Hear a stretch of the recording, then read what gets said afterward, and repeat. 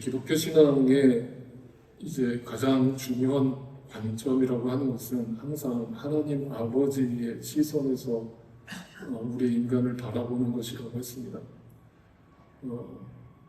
근데 그것이 이제 어떻게 보면 이 세상과 구별되는 모습으로 나타나야 될 것입니다. 여러분, 근데 지금도 뭐 한국 같은 경우에 이제 뭐 한 달 뒤에 또 새로운 대통령을 뽑기 위해서 아주 나라가 계속 혼란 속에 있는데, 여러분 이렇게 생각하시면 쉽습니다. 인간 세상은 인간이 결코 왕이 될 수 없는 겁니다. 누구도 인간을 왕으로 생각해서도 안 되고 왕으로 뽑으려 해서도 안 됩니다. 그러니까 인간 세상만 놓고 보면 인간 세상은 민주주의가 답입니다. 인간은 평등해야 되고 인간은 절대 권력을 쥐어서는 안 됩니다. 이런 얘기도 제가 좀 드리고 싶은 것은, 이번에 이제 교황도 소천을 하셨는데 더 이상 교황 안 뽑으면 좋겠습니다. 네. 교황을 자꾸 뽑는다는 것은 여전히 인간이 우상이 되고 인간이 왕이 되는 그런 오류를 자꾸 범하게 되는 겁니다. 그래서 인간 세상에서는 누구도 왕이 없었으면 좋겠습니다. 그것이 가장 인간 세상에 어울릴 겁니다. 그런데 그건 그렇지만 성경적으로 들여다보면 자꾸 그 인간 세상과 하나님이 말씀하시는 하나님 나라의 이 가치관을 혼돈하시는데, 하나님 나라에서는 하나님만이 왕이셔야 하고 하나님만이 우리의 주인이셔야 하고 하나님만이 절대 권력과 주권을 행사하셔야 합니다. 그 하나님 나라의 절대 권력과 주권을 가지고 우리에게 이게 나다라면서 자신을 계시하시고 알려주신 책이 성경입니다. 그런데 그 민주주의를 이루고자 하는 인간 중심적인 인본주의적 시선에서 그 성경을 읽어버리면, 오늘 우리가 너무나 잘 알고 있는 이 탕자의 비유 같은 경우를 어떤 식으로 해석을 해버리느냐면, 여러분 예수를 믿으셔야죠. 하나님 믿으셔야죠. 빨리 선택하십시오. 언제까지 그렇게 방황하고 계실 겁니까? 하나님이 계속 부르고 계십니다. 문 밖에 서서 두드리고 계십니다. 제발 문 좀 열어주십시오. 하나님이 불쌍하지도 않으십니까? 라는 시선으로 탕자의 비유를 읽어버립니다. 그러면서 그 비유의 제목도 탕자의 비유라고 제목을 달아버립니다. 그 시선이 누구에게 꽂혀 있는 거예요? 탕자. 탕자가 얼마나 불쌍하냐. 탕자가 얼마나 힘들었겠냐. 탕자가 얼마나 방황을 했겠냐.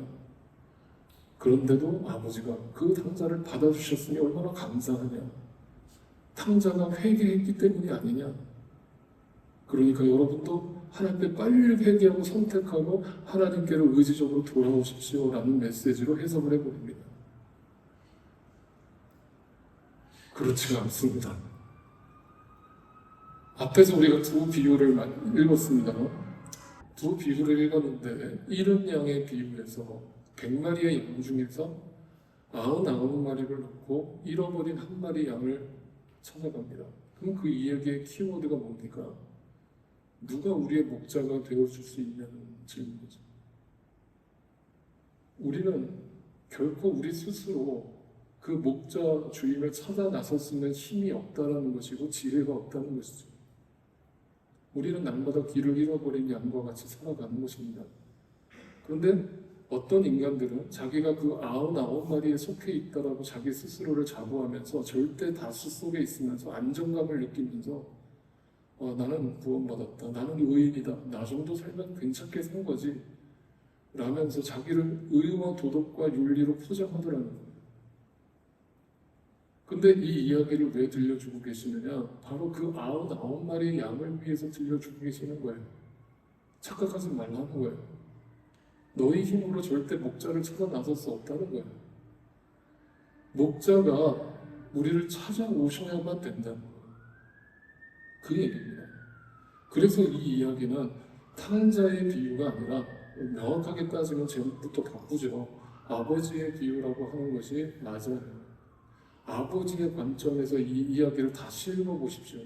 하나님 아버지의 마음과 하나님 아버지의 시선으로 이 이야기를 다시 읽어보십시오. 여러분에게 어떻게 다가오는? 그래서 저는 오늘 본문 말씀을 해석하기 전에 제가 좋아하는 시편 한 구절을 먼저 읽고 시작을 하겠습니다. 그 하나님 시선이 어떤 것인지를 단 한 구절로 설명해주는 구절이 이 구절이에요. 시편 139편 7절 8절을 읽어드립니다. 내가 주님의 영을 피해서 어디로 가며 주님의 얼굴을 피해서 어디로 도망치겠습니까? 내가 하늘로 올라가더라도 주님께서는 거기에 계시고 스월이나 자리를 꿰더라도 주님은 거기에 계십니다.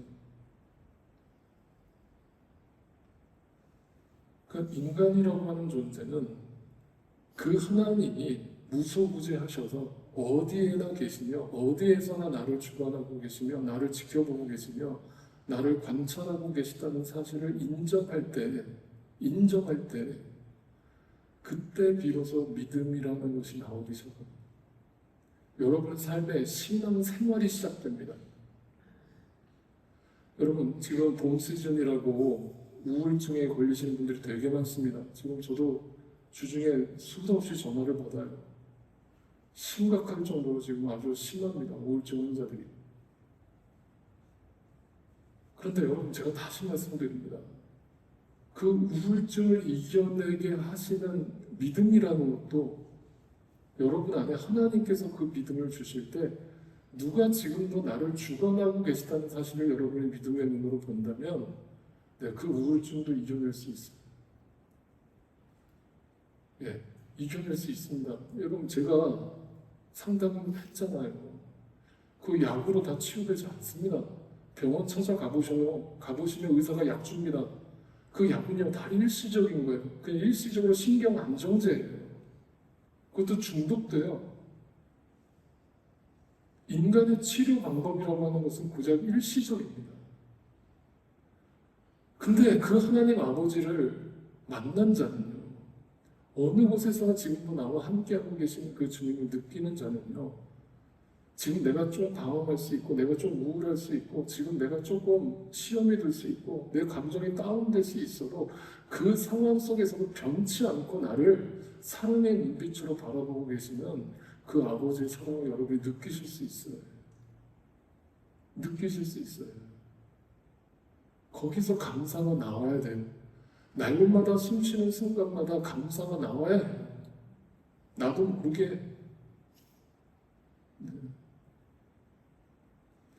그래서 여러분 이것은 성경에서 계속 강조하고 있어요.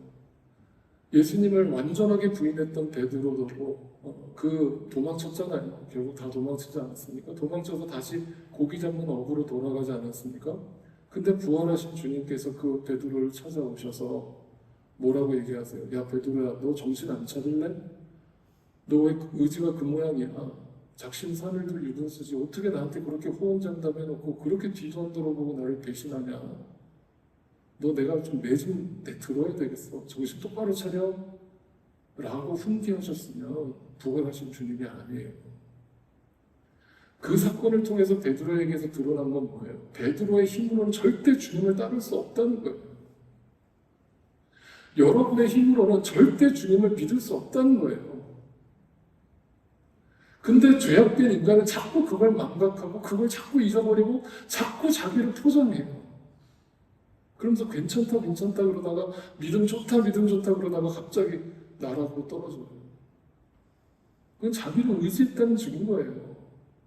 신앙이 자꾸 기복이 심하다는 거는 자꾸 아직도 나를 의지하는 거예요. 신앙의 기복이 없어지는 비결은 하나밖에 없어요. 신실하신 주님을 붙드는 거예요. 신실하신 주님을 믿는 거예요. 근데 그 베드로를 어떻게 주님이 말씀하세요? 뭐라고 얘기하세요? 보세요. 다시 한번 보세요. 부활하신 주님이 야 네가 좀 의지를 가져. 이제부터 정신 차려라고 우리의 의지를 권면하시는 게 아니라 네 힘으로 못해. 그러니까 내가 이제부터 너 붙들고 내가 끌고 갈 거야. 근데 중요한 단어가 뭐예요? 네가 원치 않는 곳으로 끌고 간다잖아요. 뭐예요? 전에 주님의 손에 붙들리기 전에는요, 내가 원하는 것을 잃어버린 양처럼 돌아다녔다고요. 근데 내 안에 어느 순간 은혜로, 선물로, 믿음이라는 게 주어지면요, 그 멱살이 한 번만 붙들리면요, 못 도망가요. 안 된다니까. 여러분, 아무리 의지를 불태워보세요, 도망가요. 탕자가 되어보겠다고 아무리 발버둥을 쳐보세요, 못 도망가요. 한 번만 붙들리면 끝이. 그 장은요, 이제 또 주구장창 그 주님이 내 인생의 목자 되시고 내 인생의 주인 되시다는 사실을 알고 매 순간 주님 앞에 굴복하면서 순종하면서 살게 되는 거예요. 그게 너무 기쁘고 행복해지는 거예요. 그게 고통스러운 게 아니에요. 그런데요, 우리가 어떤 존재였는가를 다시 한번 확인해 보세요. 성경에는요, 구약이라는 시간을 통해서 우리에게 율법이 주어졌다고 그랬습니다. 그래서 오늘 이야기는 탕자가 어떻게 탕자가 될 수밖에 없었으며 그 탕자에게 주어진 삶의 결과는 무엇인가에 대해서 먼저 생각해 봐야 돼요. 그래서 이 율법이 주는 것을 우리는 가볍게 생각하면 안 되고요. 이 율법이라고 하는 것은 지켜도 되고 안 지켜도 되는 거예요? 어떻습니까? 구약시대에 하나님이 이스라엘 백성들에게 율법을 줬을 때 이건 옵션입니까? 머스트입니까? 머스트예요. 안 지키면 어떻게 되는 겁니까? 죽는 거예요. 즉각 처형입니다. 조금의 애무리도 없어요. 죽는 겁니다. 자, 그러면 당시 고대 사회의 형법을 살펴봅시다. 보시죠. 아버지와 아들의 비유를 예수님이 말씀하셨어요. 이 이야기를 듣는 당시 유대인들은 그 예수님의 이야기를 다 이해했습니다. 왜 이해했냐면 당시 형법으로는 아버지가 재산이 많을 때 그 아들이 두 아들이 그것을 상속할 수 있는 권한이 있었는데 첫째 아들이 3분의 2를 가지고 둘째 아들은 3분의 1을 갖게 돼 있었어요. 근데 중요한 거는 아버지가 죽기 전에는 그 재산을 상속할 수 없었어요. 그럼 이 비유 속에서 아버지는 죽었어요? 살아있어요? 살아있잖아요. 눈 똑바로 뜨고 있잖아요. 눈을 시퍼렇게 뜨고 있는데 그 둘째 아들이 자기 몫을 먼저 달라는 거예요. 이건 뭐냐면 당시 예의와 윤리와 도덕적 가치에서도 어긋나는 행위이고 형법으로도 어긋나는 행위이고 심지어 하나님의 율법에서도 어긋나는 일이에요. 이건 다시 말하면 자식도 아닌 거예요. 네.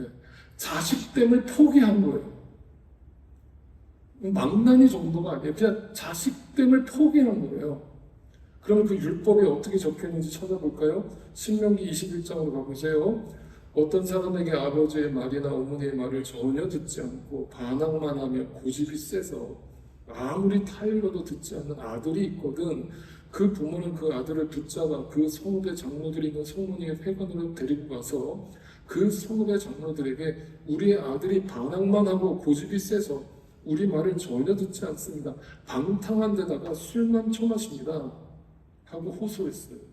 그랬더니 어떤 벌이 떨어집니까?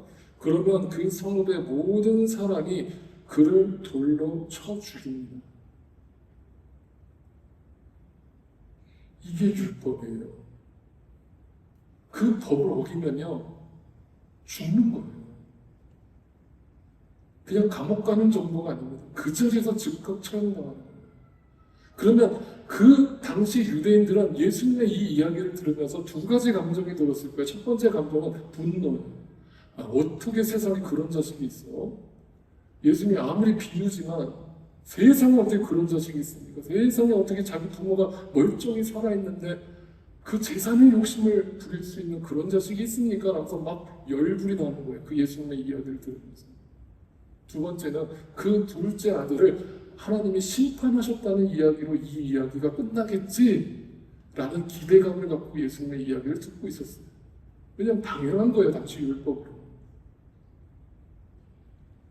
그런데 그 유대인들의 기대와 상상과는 전혀 상반되는 변론으로 예수님이 이 이야기를 끌고 가십니다.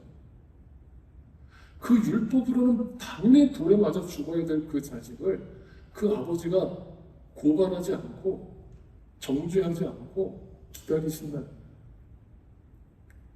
중요한 건 여기서 또 한 가지 퀘스천이 있어요. 그 아버지는 그것이 율법에 어긋나는 행위라는 것도 알았고 자식이 아버지한테 지금 상식적인 것을 벗어난 행동을 한다는 걸 알았음에도 왜 그 자식에게 재산을 물려줬냐는 거예요. 우리 같으면 어떻게 합니까? 만약에 내 자식이 그 법을 어기면서 재산을 물려달라고 그러면 어떻게 합니까? 그 당시 우리가 시대 속에 살고 있었다면 절대 줄 수 없다라고 얘기를 했겠죠. 그러면서 그 자식을 호적에서 파버렸겠죠. 쫓아냈겠죠. 그런데 아버지가 그 자식에게 달라는 대로 재산을 줍니다. 잘 보세요. 그러면 이 아버지가 병약해서 어리석어서 자식한테 돈을 준 겁니까? 자식이 망하는 걸 뻔히 알면서도 아니죠. 여기서 아버지는 뭐예요? 멀리 내다보고 있는 거죠. 그 자식이 그 재산을 가지고 허영방탕하게 살고 그로 인해서 진짜 아버지의 마음을 알게 되기를 바라는 것이고 또 알고 있는 거죠. 여기서 중요한 건 이 아버지는 다 알고 계시는 아버지다라는 것을 우리가 놓치면 안 돼요. 왜냐하면 하나님 아버지를 비유하는 거기 때문에 그래요. 그 아버지는 다 알고 그 탕자에게 돈을 맡겼고 탕자는 그 돈을 가지고 나가서 아버지의 예산대로 허랑방탕하게 살다가 결국 다 탕진해버리고 말았다는 이야기를 하고 계시는 거예요. 결국 하나님 아버지는 이 아들 머리 꼭대기에 앉아서 그 아들이 어떤 삶을 살아가게 될지를 다 알고 계셨다. 여러분 이 이야기를 우리에게 적용해 볼까요? 하나님 다 아십니다. 다 알고 계십니다. 여러분이 어떤 선택을 할지 다 알고 계십니다. 근데 내버려 두십니다. 여러분에게 시간을 주십니다. 여러분에게 선택을 주십니다. 근데 하나님께서 여러분을 선택하신 자녀라면, 백성이라면 잊지 마세요. 탕자가 돌아온 게 아닙니다. 하나님이 돌아오게 하신 겁니다.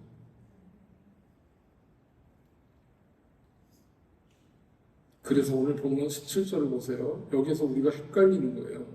지금 제가 읽어드린 이 세 번역은 아주 제대로 번역을 해놨어요. 이렇게 번역했죠. 그제서야 다 잃어버리고 나서야 제정신이 들었다고 얘기를 하죠. 제정신이 들었대요. 근데 이전 번역을 갖고 계신 분들은 개역개정 성경에는 뭐라고 번역을 해놨냐면 스스로 돌이켰다라고 번역을 해놨어요. 그러니까 혼돈이 오는 거예요. 아, 탕자가 회개를 해서 하나님 아버지께로 돌아가겠다고 선택을 했구나. 자기가 의지적으로 결단을 했구나. 이렇게 오해를 하는 거예요. 그러면 이 원어 성경을 들여다보자고 왜 세 번역이 제정신이 들어서라는 번역을 했는가? 이 헬라어 원어를 보면 에이우스 에이스 에르코나이라는 단어를 썼는데 이걸 그대로 직역하면 에이우스 에이스가 뭐냐면 자기에게로 이런 뜻이에요. 자기에게로 에르코나이 이건 뭐냐면 돌이키다 이 말이거든요. 그러니까 직역하면 뭐냐면 자기에게 돌아오다예요. 그럼 자기에게 돌아오다라는 말의 의미는 뭐냐면 자신의 실체를 봤다 이거. 그걸 갖다가 세 번역이 제정신이 들었다. 그제서야 자기의 실체를 깨달았다. 내가 아무것도 아니라는 사실을 알았고 내가 돼지 같은 인간, 당시에 이 돼지라고 하는 동물은 오늘날도 유대인들은 돼지를 혐오적인 동물로 보지 않습니까? 그 이유는 뭐예요? 잡식성 동물이기 때문에 욕망의 상징이기 때문에 그래요.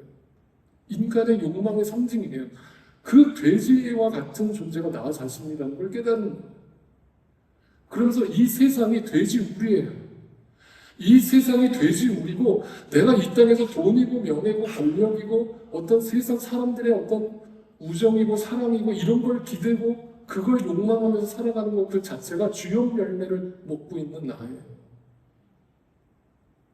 그러니까 나라고 하는 실체를 그때 깨달은 거예요. 아, 이게 나구나. 나라는 존재는 돼지우리에서 돼지로서 이 세상이 던져주는 주역 열매를 얻어먹고 있는 그런 아무것도 아닌 존재가 내 힘으로 뭔가 해보겠다고 그 아버지의 것을 갈취해서 이 세상 속에서 내 멋대로 살고 있었구나. 이걸 깨달은 거예요. 나를 깨달았습니다. 내가 어떤 실체인지를 깨달았습니다. 그러자 어떤 일이 벌어집니까? 내가 누구인지를 알고 나면 아버지가 누구인지가 비로소 보여요. 그분이 보인다고요. 내가 저 바닥 끝에 거할지라도 여전히 나에게 시선을 거두지 않으시는 그 하나님의 아버지의 마음이 보인다고요. 그래서 돌아갔습니다. 돌아가는데 이렇게 얘기하죠. 20절입니다.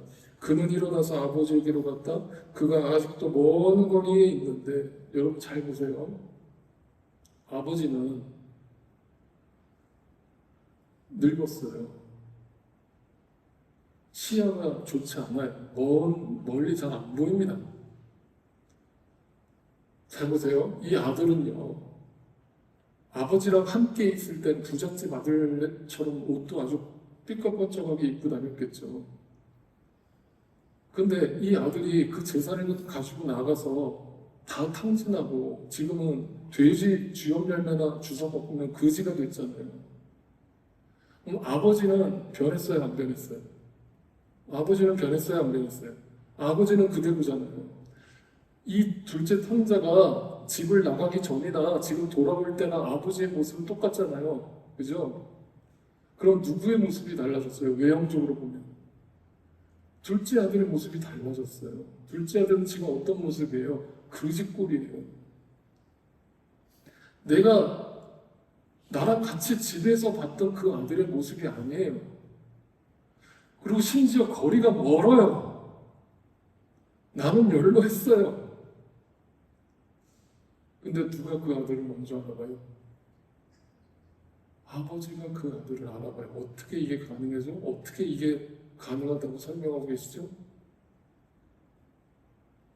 그게 아버지의 마음이 한 번도 떠난 적이 없었다는 증거예요. 기다렸다는 것은 돌아올 거라는 걸 알고 있었다는 것이고, 그렇기 때문에 아버지는 단 한 번도 그 아들에 대한 마음을 철회한 적이 없어요. 여러분이 정말 하나님의 은혜와 자비를 확인하시고 구원받은 자라고 확신하신다면 이걸 죽을 때까지 잊지 마세요. 여러분은 지금 앞으로도 내일도 탕자처럼 계속 방황하실 수 있어요. 계속 돼지구리에서 던져주는 쥐염 열매 혹할 수 있어요. 그런데요, 하나님 아버지는 단 한 번도 여러분한테서 시선을 거둔 적이 없어요.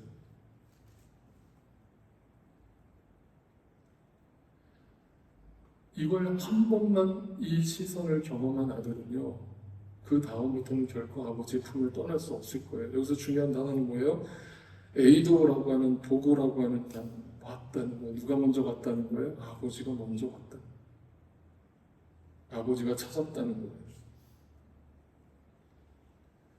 그래서 우리가 지금 여기 있는 거예요. 그런데 문제는 여기서 첫째 아들이죠.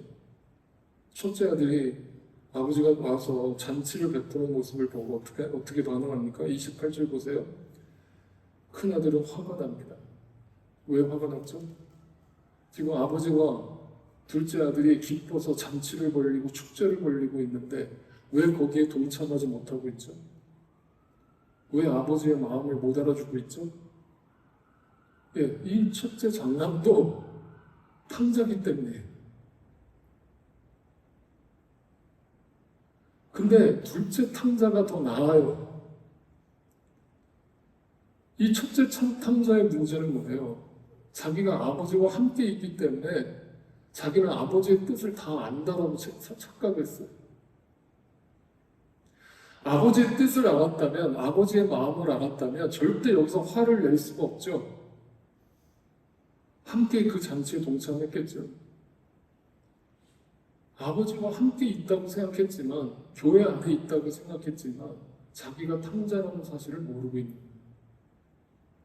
그래서 오늘 본문 속에는 두 명의 탕자가 등장하는 거예요. 그리고 그 두 명의 탕자를 끝까지 품으시는 아버지 하나님의 모습을 보여주는 거예요. 그래서 이 첫째 아들이 탕자라고 하는 이유는 이 누가복음 15장의 세 가지 비유 자체가 누구 들으라고 하신 얘기라고 했어요? 누구 들으라고? 네, 우리 들으라고 하는 얘기지만 1차적으로 이 본문 속에서 누구 들으라고 하는 얘기예요? 바리새인들과 율법학자들한테 하신 얘기예요. 그럼 바리새인들과 율법학자들이 100마리의 양 중에 99마리인 것이고 10드라크마 중에 9드라크마인 것이고 자기가 장자라고 등장하고 있는 거예요. 지금 예수님이 이 비유를 하시는 이유는 너도 잃은 양이고 너도 잃은 드라크마고 너도 잃어버린 아들이니까 제발 너를 스스로 나는 구원받았다라고 착각하지 마라 라는 이야기를 들려주고 계십니다. 그러면서 주님이 이렇게 얘기하십니다. 32절 마지막 구절입니다. 그런데 너의 이 양은 죽었다가 살아났고, 그러니까 우리가 흔히 이런 말 하잖아요. 인생에서 어떤 큰 고난을 겪으면 아우 죽다 살았네, 그 뜻 아닙니다. 그냥 가볍게 인생에서 너무 고생했는데 나 진짜 힘들었다 이런 의미에서 죽다 살았네의 의미가 아닙니다. 여기서 죽다 살았다는 것에서 의미는 뭐예요? 실제로 죽은 영혼을 살렸다는. 탕자는 그 아버지의 재산을 다 탕진했을 때 죽은 게 아닙니다. 아버지 곁에 있을 때 이미 마음은 딴 데 가 있고 이미 마음은 돼지 위에 가 있고 이 세상에 가 있는 모습을 봤을 때 그 상태가 이미 죽어 있는 상태입니다. 그 안에 생명이 없습니다. 그런 아들에게 하나님이 은혜를 베푸시기 위해서 이 세상에서 이 세상 돼지 위에서 지옥 열매를 던져주시면서 온갖 고난과 아픔과 상처와 시련과 환난을 허락하시는 겁니다. 일부러. 그때 내가 죽었다는 사실을 발견한 겁니다. 원래 내가 죽어 있었다는 사실을 깨달은 겁니다. 자기를 깨달았습니다. 그리고 그를 주님이 살리셨습니다. 내 안에 공허하고 허무하고 뭔가 텅 비어있는 블랙홀 같은 잃어버림을 아버지 하나님이 사랑으로 채우셨습니다. 그럼 오늘 탕자의 이야기는 아버지의 이야기라고 했습니다. 이 아버지는 오늘 우리에게 어떤 메시지를 던져주고 계십니까? 아까 베드로에게 하셨던 말씀처럼 네 힘으로 다 해봤잖아. 인생의 시간을 내가 너에게 허락했고 많이 잃어봤잖아. 이제 그 정도 경험했으면 누가 너를 붙들고 가고 있는지를 볼 수 있어야지. 아버지의 손이 나를 붙들지 않으면 나는 아무것도 아니라는 사실을 이제는 믿어줘야지. 그리고 남은 인생 그 주님 앞에 온전히 붙들려서 살아야지를 우리에게 들려주고 계시는 겁니다. 자꾸 저는 이렇게 주일 예배 때나 또 찬양할 때 마지막 찬양도 그렇고 제가 자꾸 요즘 찬양을 자꾸 선택을 안 해요. 의도적인 건 아니에요. 왜 그런가 하면 요즘 나오는 찬양 가사들을 제가 다 뒤져봐도 노래가 어려워서가 아니라 가사가 정말 성경적인 가사를 찾기가 너무 어려워요. 오늘 말씀을 제가 읽다가 옛날 우리가 많이 부르던 주님여 이 손을 꼭 잡고 가소서라는 찬양을 떠올렸는데 이 가사가 너무 절실히 우리한테 맞는 가사예요. 주님이 우리의 손을 붙들어 주지 않으면 우리는 절대로 주님의 집으로, 아버지 집으로 돌아갈 수가 없습니다. 그래서 우리의 유일한 기도의 제목은 주여 이 손을 꼭 잡고 가소서. 인생의 풍랑과 고난과 아픔을 겪을 때 귀로만 듣던 그 하나님을 이제는 눈으로 보게 하시고 욕과 같은 믿음을 우리에게 주시고 베드로와 같은 그 믿음을 주시고 바울과 같은 그 믿음을 우리에게 주셔서 주님이 나를 놓으시면 나는 절대 아버지 집으로 갈 수 없습니다를 고백하고 주님 앞에 엎드리는 것입니다. 그 은혜가 날마다 우리 삶에 깃들기를 간절히 소망합니다. 기도하겠습니다. 주님, 오늘 우리에게 너무나 익숙한 성경의 이야기, 탕자의 이야기를 들려주셨습니다. 이 이야기 속에서 둘째 아들이 한 것이라곤 자신에게 주어진 아버지의 재산을 모두 탕진하고 오직 자기 자신의 행복과 쾌락과 유익을 쫓으며 이 땅에서 돼지처럼 산 것밖에 없습니다. 그러나 그 순간에도 아들이 자신에게 돌아올 것을 이미 알고 계셨던 아버지의 마음은 여전히 둘째 마음속에 살아계셨고 그로 인해 자신이 돼지됨을 보게 하셨고 아버지를 떠난 삶이 돼지 우리요 돼지 같은 삶임을 보게 하셨습니다. 그리고 세상에서 누리는 모든 힘과 권력과 부와 명예가 내가 날마다 그토록 간절히 찾았던 쥐업 열매라는 것을 알게 하셨습니다. 그제서야 아버지가 보였습니다. 귀로만 듣던 아버지를 이제서야 눈으로 보게 되었습니다. 너무나 부끄러워서 십자가 앞에 무릎 꿇고 주님을 쳐다보지도 못하고 있는 나에게 나를 먼 발치에서도 알아보시고 먼저 달려오셔서 나를 끌어안아 주시는 그 주님의 놀라운 은혜와 사랑을 다시 한번 우리 마음속에 새기오니 이 모든 결과가 오직 아버지의 놀라운 사랑의 힘이요 지금도 내가 바다 끝에 거한다 할지라도 나를 추적하여 오시는 변함없는 아버지의 신실하심 때문임을 고백하며 엎드립니다. 주여, 이 손을 꼭 잡고 가옵소서. 주여, 이 돼지우리 같은 세상에서 쥐염 열매나 먹고 사는 이 돼지 같은 나를 불쌍히 여기셔서 나를 이곳에서 건져주소서. 또한 혹 우리가 구원받았다고 자부하면서 자신의 잃어버림을 보지 못하는 첫째 아들처럼 진정한 아버지의 기쁨에 참여하고 있지 못한 것은 아닌지 나 자신을 돌아보게 하시고 남을 정죄하고 비난하는 그 시선에서 벗어나 아버지의 마음, 은혜와 사랑과 긍휼의 시선을 허락하여 주옵소서.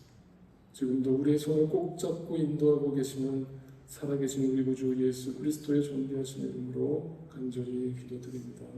아멘. 다 자리에서 일어나셔서 마지막으로 함께 찬양드리겠습니다.